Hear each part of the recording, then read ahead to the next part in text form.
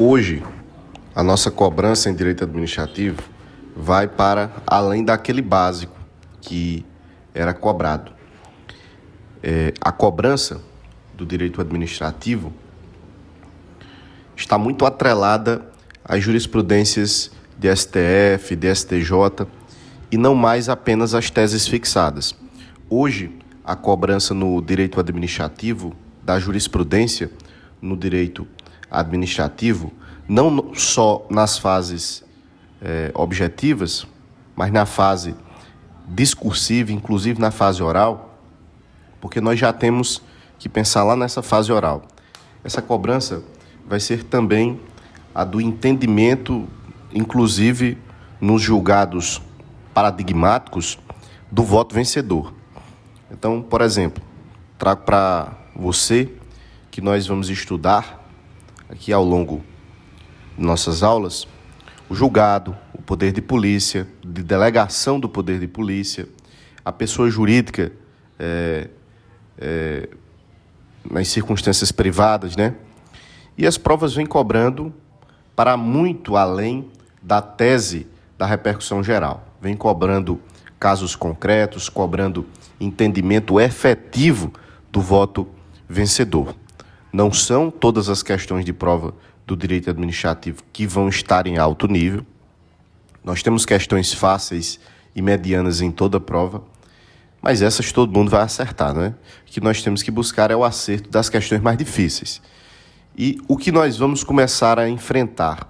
Nós vamos enfrentar, num primeiro momento, este tema do direito administrativo em que o grande foco do estudo, a parte mais relevante, está aqui na descentralização e na desconcentração da atividade administrativa.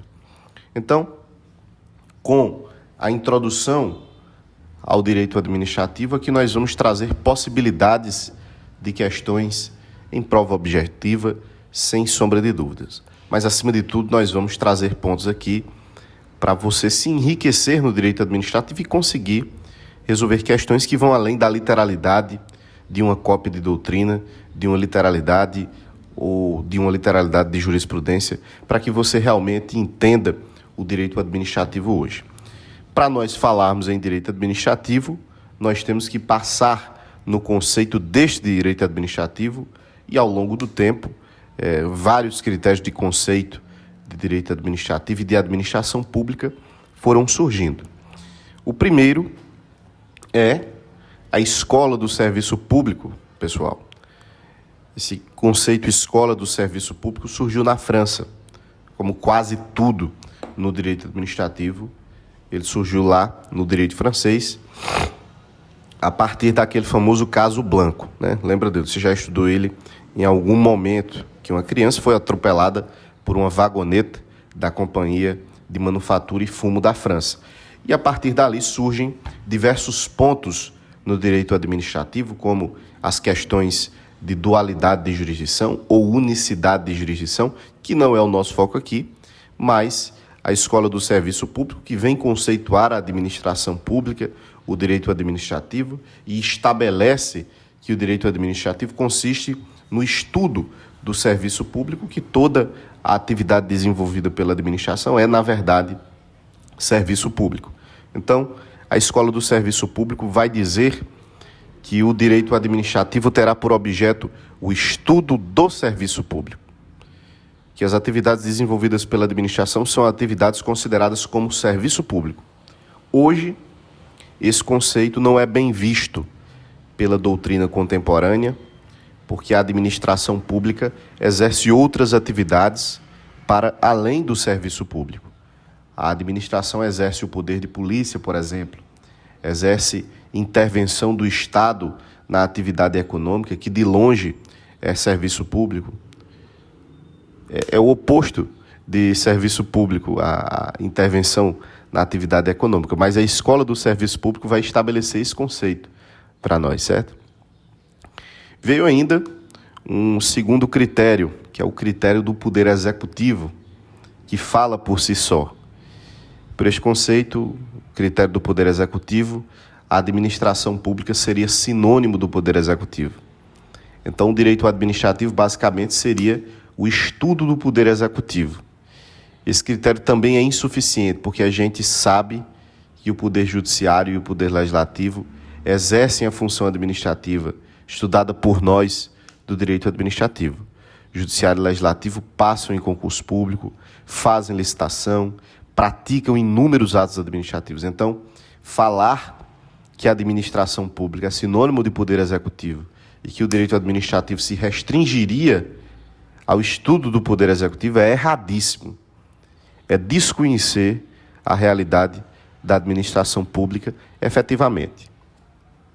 De modo que outros critérios aparecem, como o critério das relações jurídicas. Por esse critério, o direito administrativo seria um conjunto de normas que regem as relações entre a administração e administrado. Esse é um bom conceito. O direito administrativo seria o conjunto de normas que estuda as relações jurídicas entre a administração e administrado. Apesar de um bom critério, esse critério também é tido como insuficiente, porque também é preciso pensar na relação interna que a administração pública tem com seus servidores, com os bens que possui e com as atividades que exerce. Então, o critério das relações jurídicas é um critério insuficiente, porque ele não pensa na relação interna da administração com seus servidores, não pensa na relação que a administração tem com seus bens, nem com as atividades por ela desenvolvido. Surge também o quarto critério, o critério teleológico, em que o direito administrativo seria um conjunto de normas que tem por objetivo atender à finalidade pública, em que o direito administrativo seria um conjunto de normas, um conjunto de princípios, atos e normas, para o cumprimento da finalidade pública. Este critério teleológico está correto. De fato, o direito administrativo, com seus atos, deve atender ao interesse público, à finalidade. Mas esse critério é um tanto quanto restritivo, porque o direito administrativo não fica apenas preocupado no atendimento à finalidade pública ou ao interesse público. Ele se preocupa com mais. O direito administrativo é mais amplo. Ele vai se preocupar com outras atividades que a administração pública pratica e também vai se preocupar com os agentes, com os órgãos e com os entes públicos que integram a administração. E não simplesmente ficar restrito a uma análise de o ato atender ou não à finalidade pública. O direito administrativo é maior do que isso. E aí surge o critério negativo ou residual. Por esse critério, o direito administrativo seria todas as atividades desenvolvidas pelo Estado, excluídas, e por isso, negativo ou residual, excluídas a atividade legislativa e a atividade jurisdicional. O direito administrativo seria, de fato, todas as atividades praticadas pela administração e excluída as atividades legislativas e jurisdicionais. Este critério negativo ou residual também está ligado ao critério teleológico, em que as atividades então praticadas, excluídas as legislativas e jurisdicionais, deveriam também atender a uma finalidade pública. Não que a atividade legislativa e jurisdicional não precise atender a finalidade pública, mas, como elas estão fora do escopo do estudo do direito administrativo, as atividades que seriam desenvolvidas pela administração, que são todas, exceto a legislativa e jurisdicional, todas essas atividades teriam que atender à finalidade pública. Este também é um bom conceito e um bom critério, mas ele também tem um foco restrito, analisando o direito administrativo e a administração pelas atividades por elas desenvolvidas. E o direito administrativo e a administração pública acabam sendo maiores, vão além da simples atividade administrativa exercida pela própria administração. Tá certo? E dessa maneira surgiu o critério da administração pública.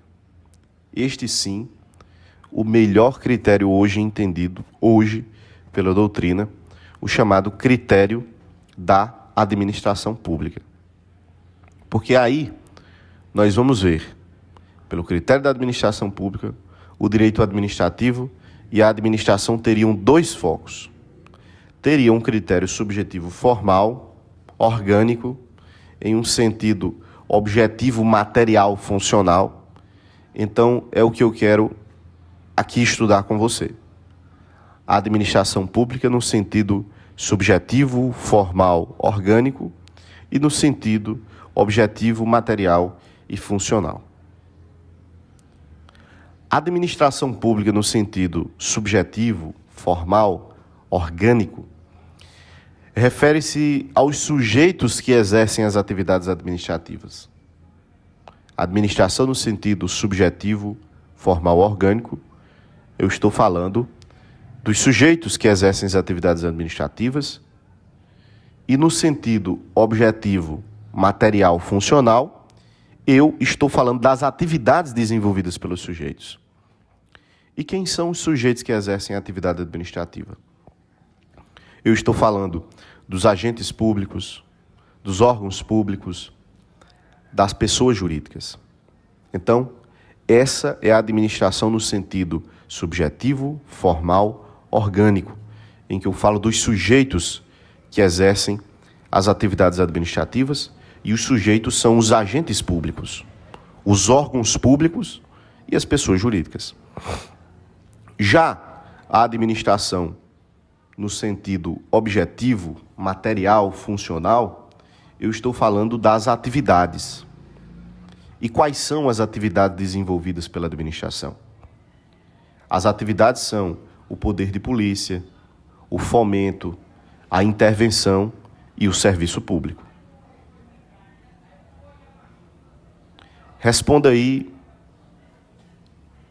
mentalmente se a frase que eu vou te dizer está certa ou errada. Presta atenção. A administração, no sentido formal, são os sujeitos que exercem o poder de polícia, fomento, intervenção e o serviço público. Certo ou errado? A nossa questão está correta. Olha só. A administração, no sentido formal, são os sujeitos que exercem as atividades poder de polícia, fomento, intervenção e o serviço público.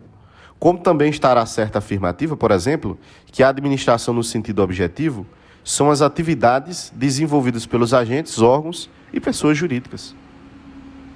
Sim, a administração, no sentido objetivo, são as atividades desenvolvidas por essas pessoas aqui. E muito cuidado com o foco que a questão vai dar para você lá na nossa prova. Tá certo? Agora vamos tratar sobre a origem do direito administrativo. Para nós falarmos em origem do direito administrativo, a gente precisa voltar na Revolução Francesa de 1789 e o surgimento do Estado de Direito. Quando a gente fala no surgimento, na origem do direito administrativo, a gente precisa pensar na Revolução Francesa de 1789 e no surgimento do Estado de Direito.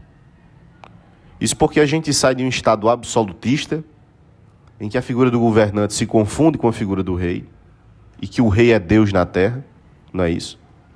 Lembrem lá das aulas de história, né? Em que o rei é o representante de Deus, Deus dá o poder ao rei. E aí nós estamos falando de um Estado absolutista em que todos os poderes se confundem com o rei. Surge aí, por exemplo, aquela expressão em francês do Luís XIV, que ele fala, o Estado sou eu. Isso vai embasar, por exemplo, a teoria da irresponsabilidade. Da irresponsabilidade civil, porque o rei, o Estado sou eu, o rei não erra, o Estado não erra. Porque nós estamos falando de um poder absoluto do monarca. Nós estamos falando que Deus deu a ele o seu poder e o seu poder absoluto. A burguesia, crescendo à época, falou, que história é essa? Eu não estou satisfeito com você, rei, que com esse poder limitado não deixa eu fazer nada. E surge, então, a Revolução Francesa com seus ideais liberais. O direito administrativo é fruto desses ideais liberais, em que a gente passa a ter um Estado de Direito, ou seja, a gente passa a ter um Estado que precisa obedecer à lei, que a gente limita o poder do Estado, que a gente sai de um Estado absolutista para passar a um Estado mínimo, a gente sai de um Estado absolutista com o poder todo do rei, do monarca, e passa para um Estado mínimo. Surge aqui o princípio da legalidade. E olha que legal entender o princípio da legalidade para além de que a administração só pode fazer aquilo que a lei permitir. E por que a administração só pode fazer aquilo que a lei permitir? Por causa disso que eu te contei que saímos de um Estado absolutista, em que o poder é do monarca absoluto, ele é um Deus na Terra, seu poder é absoluto, e a gente passa para o Estado de Direito, em que os poderes são limitados com base na lei. Surge aí o princípio da separação de poderes, porque agora a gente passa a ter mais delimitado o que cada poder vai fazer, e eu pego todos os poderes do monarca, que seria o executivo, e divido para o legislativo e para o judiciário.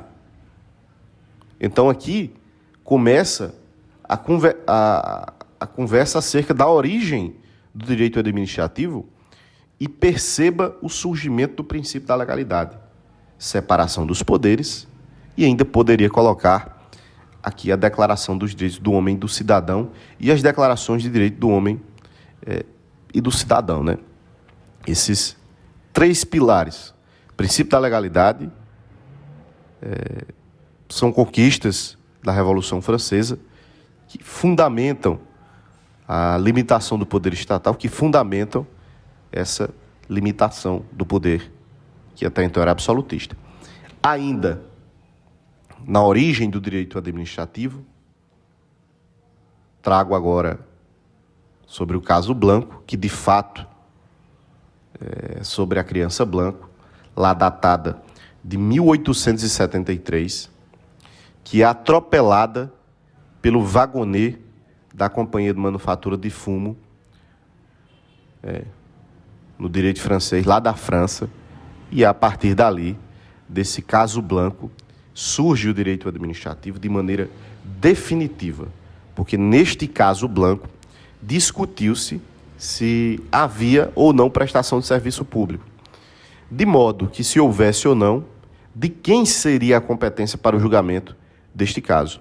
Se seria competência do Tribunal Administrativo ou se seria competência do tribunal que julgaria as causas comuns. Nós estamos falando do direito francês. Nós estamos discutindo aqui os sistemas de jurisdição, que foi o que o caso Blanco fez consagrar, os sistemas de jurisdição. Se nós falaremos em unidade de jurisdição, como vigora no Brasil, em que qualquer lesão ou ameaça de lesão a direito não pode ser afastada do Poder Judiciário, ou seja, o nosso Poder Judiciário julga tanto as causas entre particulares quanto as causas entre a administração e os particulares, ou se nós falaremos no sistema de dualidade de jurisdição, em que nós teríamos um poder específico, um poder judiciário específico para julgar as causas da administração e um poder judiciário específico para julgar as causas entre particulares. Que foi que se decidiu aqui no caso do ano que se entendeu pela prestação de serviço público. Portanto, a competência seria desse Tribunal Administrativo. Seria desse Tribunal Administrativo. Aqui, neste momento do estudo, eu não quero que você se preocupe com esses sistemas de jurisdição. Isso vai vir lá na frente, quando nós formos estudar a temática do controle da administração, porque aí você vai estar mais maduro no estudo do direito administrativo e eu vou rememorar esse caso Blanco. Nesse momento, eu quero que você conheça que a origem do direito administrativo é o caso Blanco, datado de 1873, em que uma criança é atropelada por uma wagonê da Companhia de Manufatura e Fumo no direito da França. É isso que eu quero que você saiba. E o que eu quero que você saiba, ainda que a lei do 28 pluviose do ano 8 de 1800, no campo normativo, certo? A lei do 28 pluviose do ano 8, ou seja, de 1800, no campo normativo é tida como a certidão de nascimento do direito administrativo. Aí, trago para você, então, o objeto do direito administrativo. Qual é o objeto de estudo do direito administrativo? É aquilo que nós vimos lá atrás no conceito do direito administrativo, com o critério da administração pública. Ou seja, o objeto de estudo do direito administrativo é a administração.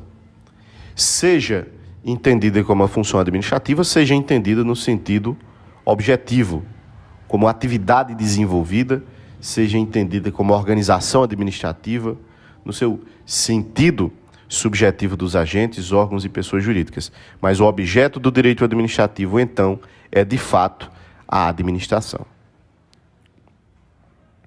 Outro ponto que passo com você, que está relacionado às fontes do direito administrativo, diferente do direito civil, do direito penal, do processo penal, do processo civil, que nós temos um código, o direito administrativo não é codificado. Isso, por si só, faz com que as fontes gerais, todas as fontes, tenham relevância no estudo do direito administrativo. De modo que essas aqui que eu vou citar são as fontes que nós temos do direito administrativo. Primeiro, a lei.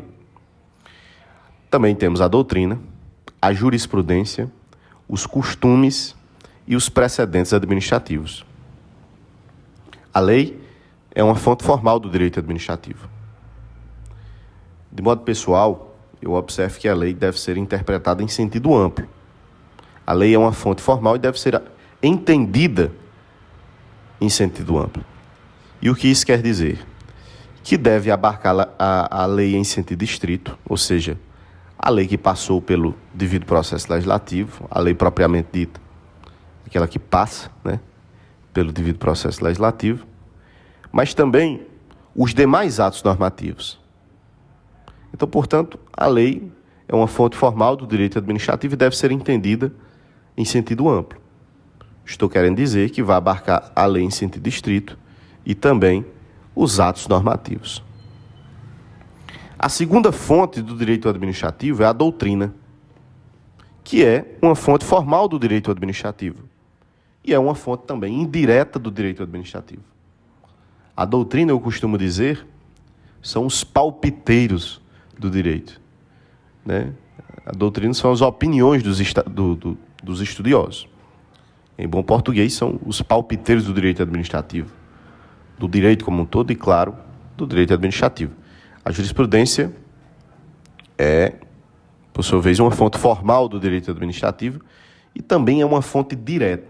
Aliás, é uma fonte indireta, né? E a jurisprudência são as reiteradas decisões de um tribunal sobre um assunto, sobre o tema.